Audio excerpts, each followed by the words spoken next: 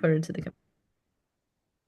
Hello, everybody. Kimberly King here with Diane Tarantini, bringing back some new material for the Mom Unity podcast. Hi, Diane. Hello, Kimberly. It's been so long, I missed your face. I know I miss you too. We're back for a good reason because it is on the brink of April, which is Sexual Abuse Awareness and Prevention Month, and I thought we should really open up the discussion about that taboo topic, the sibling to sibling sexual abuse that nobody wants to talk about. And you're my go-to expert, Yeah. and I love your book, The Brave Knight, and I recommend it to everybody. So I thought we could start by maybe having you explain to parents what exactly sibling sexual abuse is. Like, are people being curious or is it abuse? Like, can you share with us your basic definition? Yeah, I actually looked up a definition so that I could be really accurate. Sibling Awesome. sexual abuse has been defined as sexual behavior between siblings that is not age appropriate, not transitory, it's more than one or three times, and not motivated by developmentally appropriate curiosity. Although sibling sexual abuse may not always involve physical force, it often consists of coercion and or manipulation. It can have a myriad of negative effects on survivors and on their mental health, and I would say physical as well. Yeah. So it talked about it doesn't always involve force, but the Right. one thing that I think that those of us with knowledge of this field will agree on, there's almost always a dynamic of power. So Okay. that can be a size differential, an age differential, a social power differential.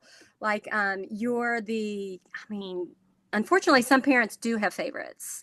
And so maybe that's a way of proving in the family ecosystem that they can get away with anything if the Ah, child senses that favoritism from a parent. okay.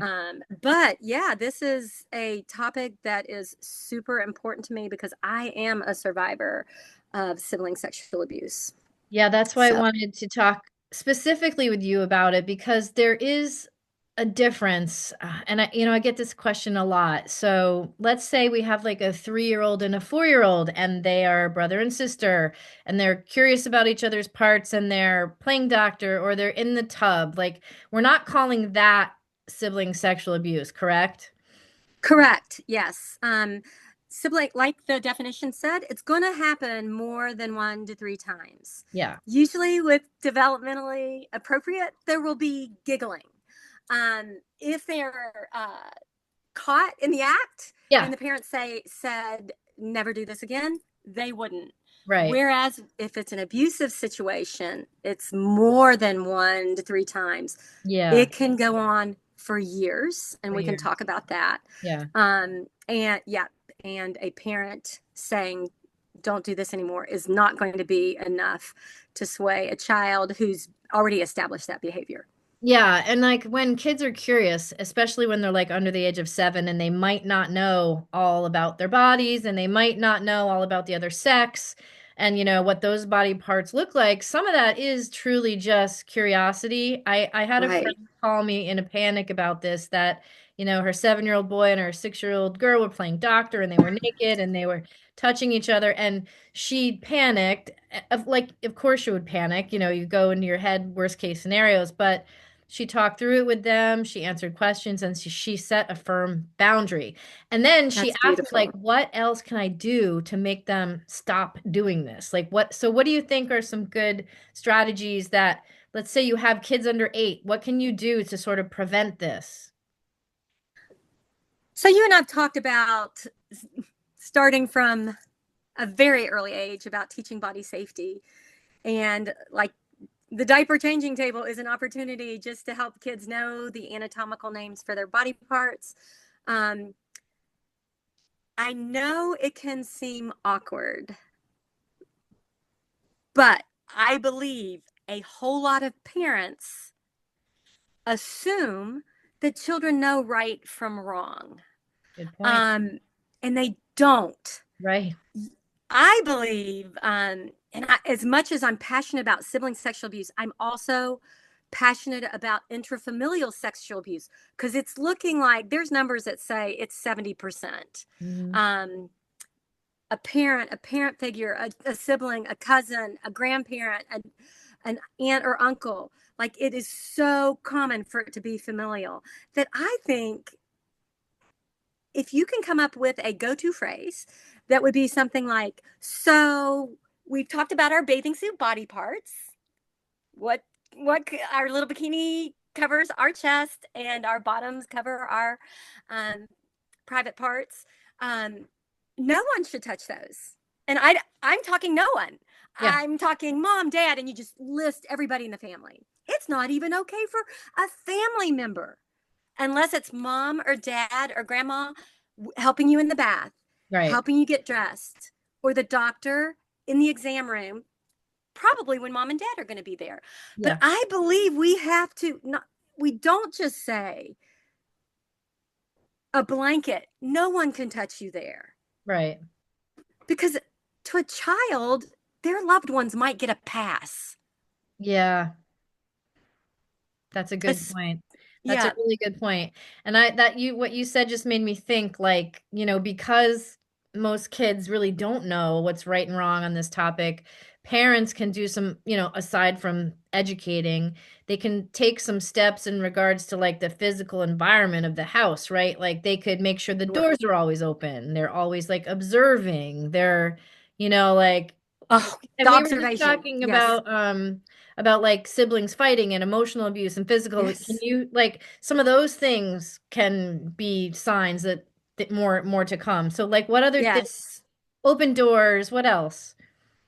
Yeah, I've got lots of ideas. Like you and I have always talked about conversation between a parent and a child, a caregiver and a child, Yeah. could quite possibly be the number one Yeah. deterrent, protective layer. Um, I believe there's two questions, and you could probably add to this as an educator.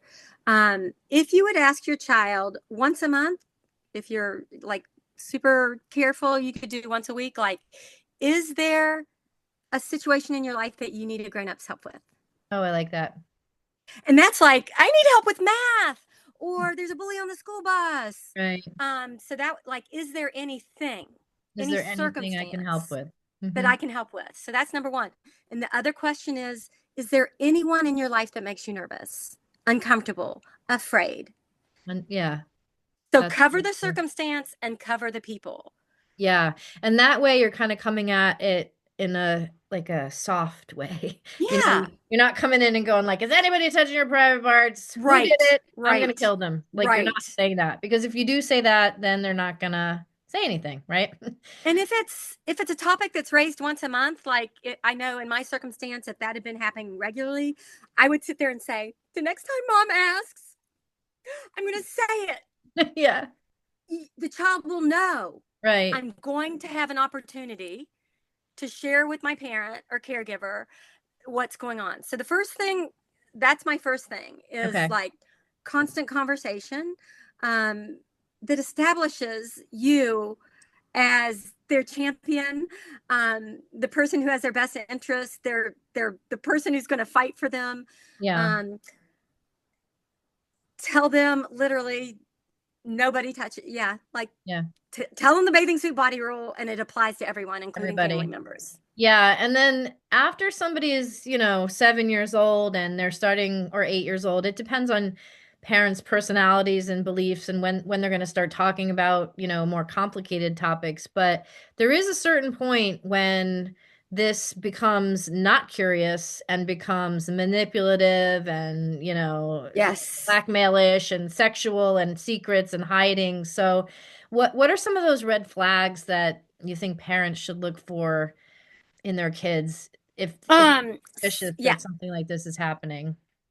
So one of the I think most significant red flags that parents should look for that might be signs of child sexual abuse, CSA, or sibling sexual abuse or interfamilial is anger, Okay. because the child feels like they have no control over their environment. Hmm. I think you and I've had the conversation where, like, when I was in junior high, now called middle school, I called my mom an effing B. I said the words. I was You don't on the swear. I was on the tennis team, in youth group, in the debate team, in high school choir. Like, I made great National Honor Society. I was such a good kid. But I threw things and I called my mom. Like, I was so mean and hateful to my Mm. mother because in my little girl heart, she wasn't protecting me. Yeah, And I that's think a lot of times kids want us to be mind readers, and we're not, which is not. why you constantly have to be asking, Yes. and giving them the opportunity. But so we're constant conversation. Um, let them know the bathing suit body part rule applies to everybody, including family. You mentioned the most interesting thing, the open door policy. I did a reel last year, and I was afraid to do it because I thought Okay. I'd get a whole lot of pushback from other child safety professionals. But I got people DMing me that were like, "Oh my gosh, this is such a good idea. This is going on in my house, and you've now given me a strategy." Kimberly, there was a day when I was sitting thinking about, like, my childhood, and I said, there is one thing my parents did not do that, if they had done, would have changed everything. Mhm. And it would have been locks on my door, a lock Locks on my on. door. Yeah. They, my dad rigged my door so it couldn't be locked. A woman, based on that reel, and I'm not going to give characteristics that'll give this woman away. A woman who had a foster child in her home that had approached her birth children said, "Thank you. We have always been an open door family. And for the sake of my own blood children, Hmm. I think we have to put locks on all our doors." It's, it's, it's a big decision, Yeah, I think but it's a tricky one too because I'm thinking like open doors, like I don't want kids playing in the bedrooms. I want the doors open right. so I can see them. But you're talking about at night when people are Yes. sleeping. Yes. Right. Lock the Yeah. doors. I'd never let two kids be in the room with the door locked. Or open. I want kids playing right in the playroom where I can see them. That's honestly, Exactly. yeah. Because tell us the darkness to light statistic on observation Oh, and I one on think, one. yeah, it's just like that sexual abuse can only happen if there's time and opportunity. So the opportunity would need to be in isolation. So if there are two kids in isolation and they have time and opportunity, it could happen. Same thing with like an adult and a child. They have Isn't to it have, 80% happen oh gosh, in I a would have to. place where people don't have eyes on them? Yeah, I think it's something like 80, 70 or 80%. Yeah, it's been a while since I've looked at those statistics. Yeah. But yeah, Okay, and it's so like if it's not going to happen when you're like, highly supervised and there's, one parent and you're watching the kids because you're watching. yeah, So keeping an yeah, eye on kids, that certainly should be a strategy as well. But at night, you're saying what would have saved you is at yeah. night you would lock the door and then he couldn't come in. Yes, yes, Makes sense. exactly. Okay, now there's a new thing that I'm going to talk about. It's sibling abuse. It's a broader topic. Um, there's emotional sibling abuse, there's physical sibling abuse, and there's sexual. If this happens, a common um, myth that parents believe is that it's sibling rivalry, Yeah, and that it's normal and it's right. okay, and it might even toughen them up. It's not okay. Like, my brother would call me fat and flat, and no one will ever love you, and you're going to turn out just to be like mom, and she's mentally ill, and she's Oh my fat, and God. none of us respect her, and you're going to be just like her. Like, He beat you down. verbal abuse must be shut down. Yeah. It's not okay. Okay, so But verbal if it's abuse. not checked, yes, if it's not checked, that emotional and verbal abuse, it can lead to physical abuse. And then you Like, start believing your brother who's telling you that too. yeah. Makes So, your like, if there's self-esteem. no consequences for the first level, Yeah. they'll ramp it up, because the problem is when you have a child, um, that really wants power. They Hmm. want to 100% dominate and conquer this younger child and humiliate them. It can be really frightening. Yeah, that's Um, and scary. you really like, if you see it, like if I, knowing what I know now, like if I saw like really mean spirited verbal bullying, those babies are going to the counselor. Yeah. And then with the physical, you've got to shut that down, send them to the counselor. Yep. Because I think, Brad Watts, when you and I went to Penn State and saw them at the sexual abuse prevention conference we went to a couple summers ago, he said, one thing leads to Yeah, it's another. kind of like it just makes me think about when, and it's totally separate, but like viewing pornography leads to, more pornography, which leads to more pornography, which leads to inappropriate, which leads to sex. Yes. It all goes down a rabbit hole. So this is like the Okay. rabbit hole to sibling sexual abuse if left unchecked. Yes. Yeah. Because it's just, I don't know if this is an appropriate thing to compare, but rape, sexual assault is never about sex. Yeah. It's about power and domination. And so is sexual abuse, even if it's child on child. Yeah, it makes sense. Um, and there's literally, Peter Yates is this brilliant guy in the UK who studies sibling sexual abuse.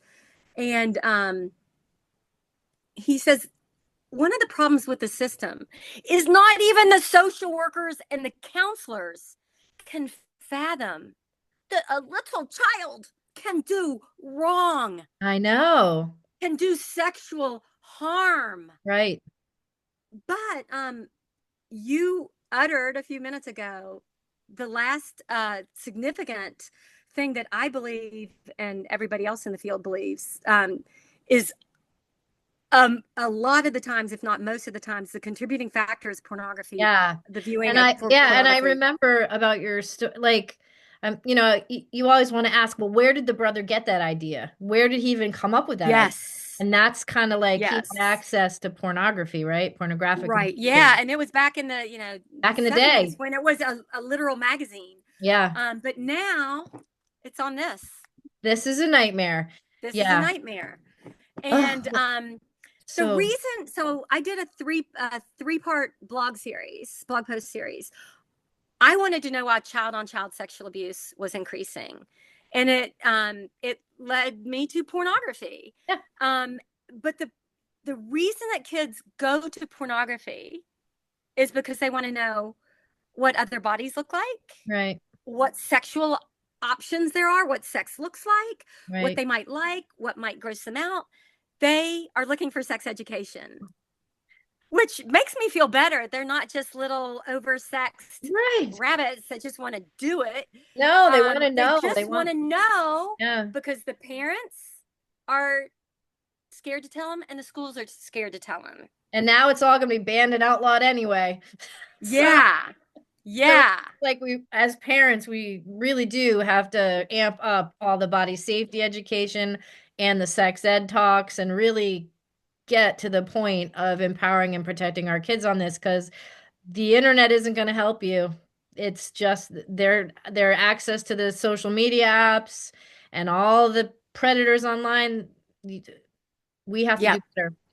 So, Diane, Um, what would you say for parents about like if you had to give somebody a 1 minute response to like what they can do to protect their children from sibling sexual abuse, like in a condensed 60 seconds, so that we can share it with everybody and they yeah. can share it with their Um, friends. Tell your kids not to have like to not engage in sexual behavior with anyone, including family members. Just say it. Yeah, Just tell kids. Um, Locks on the door at night if there's a possibility that hanky panky's going on. yep. Um, do everything in your power to not allow your kids to see porn. Okay, that's And all to pay good. attention to any power differentials. Power dynamics. Okay. Yes. And another thing, and just because you and I both get these messages and these questions, so when someone is suspicious that this is going on, or they know that this is going on in their family, what do they do? Because they have, like, let's say there's like a 9-year-old and a 6-year-old, and they're both young children, and this has been going on. And what do they do? Because they're not going to kick their 9-year-old out of the house. Like, what do they do? Oh, so couple of things. The first thing I always do, although these are equally beneficial, I tell people, and I don't have it with me right now, to buy Peter Yates' book Okay. about sibling sexual abuse, the hidden epidemic in America, but people said it's the world. It affects 1 in 25 kids. But there's this beautiful organization called Five Waves. Okay. So their website is fivewaves.org. And they have another one that's called siblingsexualtrauma.org, I believe. Okay. Both of those resource parents.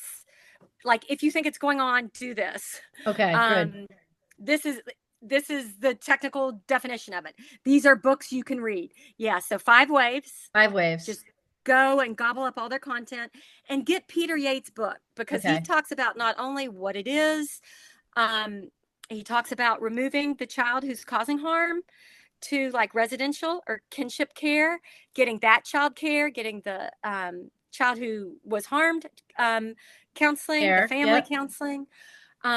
I do want to mention one thing, because people sometimes say, what kind of family does this happen in? So because I've got like this little core of, it's all women at this point, who DM me that they're all survivors of this. Yeah. I did an informal poll and said, tell me what your home life was like. Mm-hmm. And it seemed like everybody's home life was really similar. So I'm just Okay. going to tell you a couple of things. Yeah. What were the characteristics?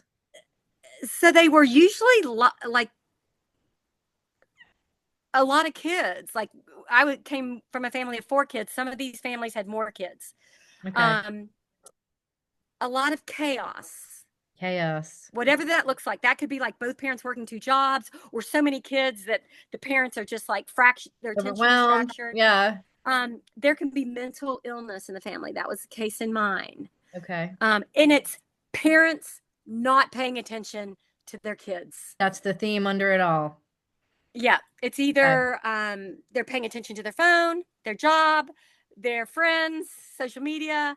The problem child, there could be like a child that's got, Ooh, the it's called problem child. That is a the really good there's point. someone that needs like 90% of the parents' attention, Yeah. and the other kids are like, they're not watching, so let's just do whatever we Let's do want. whatever we want to do.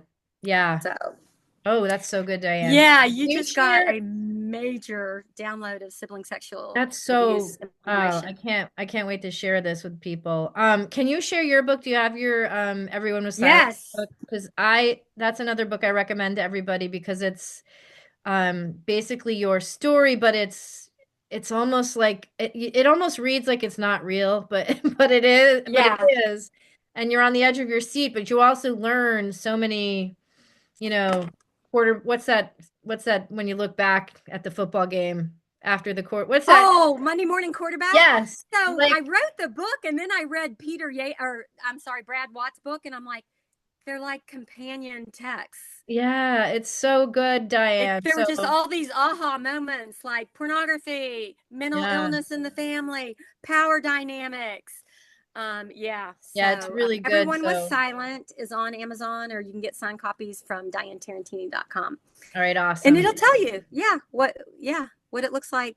We were a middle class family. My dad had 3 degrees, including one from Harvard, a PhD from Ohio State. My mom was a 4-year registered nurse, Yeah. firmly middle class. We weren't like paupers.